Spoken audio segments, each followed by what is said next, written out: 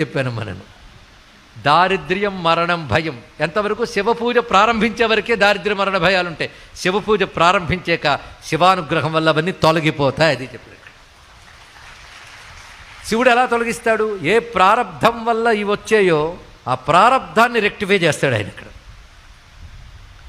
అందుకే ఈయనకి బాగా అలవాటు చేసిందని చిన్నపిల్లవాడికి భగవత్ పూజ అలవాటు చేశాడు, మంత్రజపం అలవాటు చేశాడు, శుద్ధిగా సకాలంలో నిద్ర లేవడం, మంచి అలవాట్లు ఇవన్నీ చేశాడు.